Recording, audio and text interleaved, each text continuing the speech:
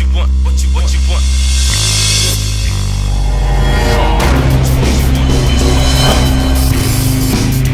Come on. What you want, what you want. Come on. What's up, peoples? DC1983, your gaming tech, and the Wii U has been released. It's been revealed yesterday at NYC and the Nintendo event. There's two versions, 32 and 8. The core, the basic. So here's the main question that's been going around the internet as of yesterday since the announcement. Is 32 gigs enough for you? Is 32 gigs enough for the console itself? Is 32 gigs enough for gaming?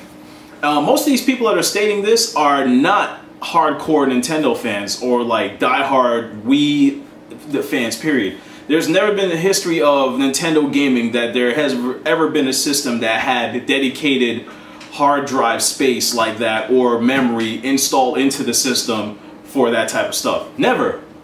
Most of these people are saying this are PS3, Xbox 360, and PC guys that's running 300 to 5, then to like 8 terabytes of hard drive space and all that other shenanigans.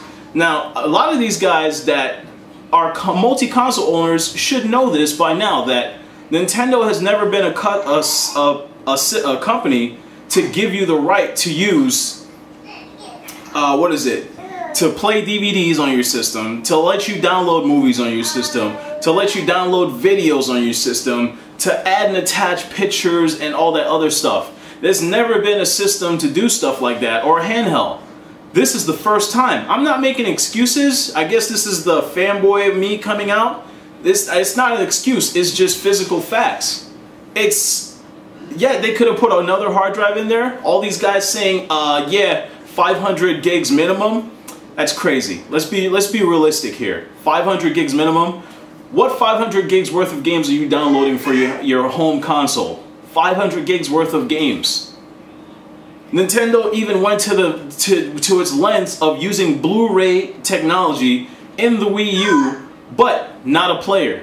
They've excused all licenses, all codecs to play movies, DVD, Blu-rays from anyone. Lionsgate, whoever it is that make the DVDs, they're not on there. You cannot play a movie on there, it won't pick it up. So they refuse all licenses for it. It's just for gaming alone.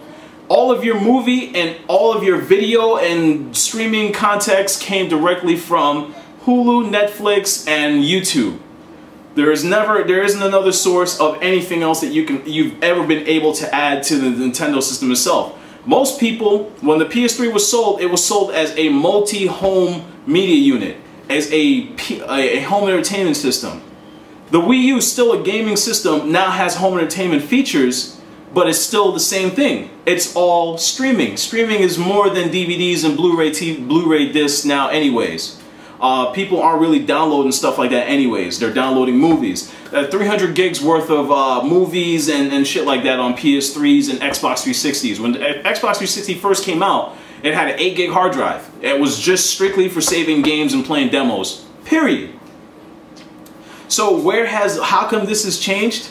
Now, a lot of people are going to be like, oh, well, Nintendo gave you the right to download video games, demos and all that stuff, and now with being that games are going to be 1080p, 60 frames per second, that's going to take up more hard drive space, and it's going to, you know what I'm saying, all that good stuff. Now, mind you, if Nintendo went ahead and put a hard drive in a home console, what kind of hard drive are they going to put in there? By standards, almost every single console or anything that uses a hard drive with moving parts is a 54 RPM. Now, as a gamer or a tech head, could you imagine running Battlefield 4 off of an internal hard drive running off of 54 RPMs? I'll be already in game while you're still at the loading screen. It's just physically ridiculous. Now, a lot of people will say, yes, for budgeting. I said it was for budgeting because of the loss of money that were taken for the 3DS. And they've already fixed it now, but it's too late to add more. Plus, being that the controller alone costs $179, which probably here is going to be like 150 bucks. Imagine what it would have cost to add 500 gigs of hard drive to over 1 million units coming to the United States launch date. Also, Nintendo already patented an external hard drive. I already told you guys how I feel that hard drives are not a one-to-one. Unless that shit comes with an AC adapter plug-in. Sorry about that, my little cutie over there is making noise.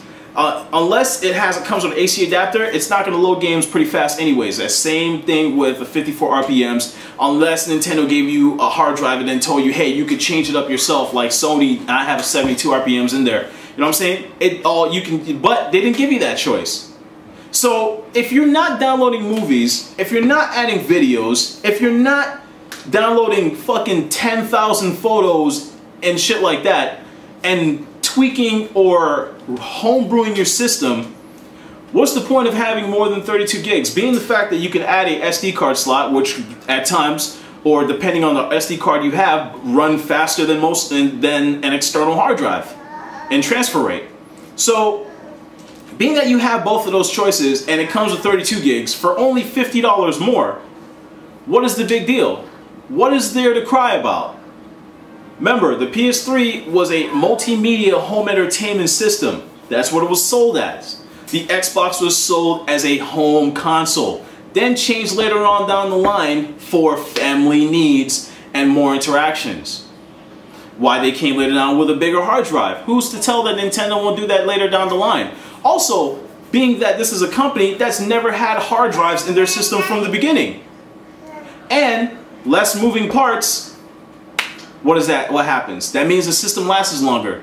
Now imagine you having 500 gigs of hard drive space on, let's say, 1000 RPM install hard drive, being that it's 2013. Now, a home console, something you cannot change the hard drive and shit like that, it's in there permanently. Having up to 500 gigs worth of games, as a PC person or someone that's into computers, what happens when your hard drive is constantly looking for information while running an operating system that's continuously updating and changing for update features, pop-ups, and all that? What happens when you're running constant streams of games off of that? There's more chances of disk failure rate. So, is 52 internal hard drive worth it? Yes. Now, if Sony was to go ahead and put an SSD in there, you'd be buying a PS3 all over again. That should be like $500. So is 32 gigs good enough for, oh yeah, I also wanted to get, people are gonna say, well, what is it, expansion packs and all the other stuff. I don't remember seeing any expansion packs that's gonna be like 4 or 5 gigs for a home console using a 32 disc spin rate for a Blu-ray for a home console. I haven't seen it yet. I haven't seen it yet. But being that game's changing and they're putting more stuff into it, it's going to be bigger files and all the other stuff. I understand where some people are coming from, but I don't see 32 gigs worth of updates and stuff like that. Most of the people that are going to buy the white version probably won't even get the updates, won't get the map packs like hardcore gamers are. And if that was the case, you have a flash drive. You have the patented hard drive from Nintendo that's coming later down the line. So is 32 gigs enough for you? Go ahead and tell me what you think. I personally don't see the big issue if Nintendo never gave me the right to download or play movies on my system in the first place. It was always Netflix, Hulu, and YouTube. I don't have fucking 8 million photos like most people have in their phones. I don't have constant music. Where are the stuff? Most of these people that put this stuff on their Wii put it on their memory card and add it in there. It was never a feature for you to have at launch.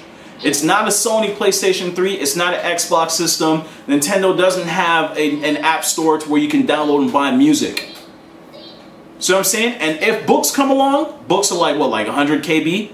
So I don't really see the big need to go ahead and make and just blow, you know what I'm saying? Like your panties in a wad. 32 gigs is sure as hell good enough for dedicated home console purchasers. Besides, I'm not going to sit here on a home console and download an 8 gig game. I don't care what kind of connection you have, it's not a desktop. This is DC19.3, your gaming tech, out.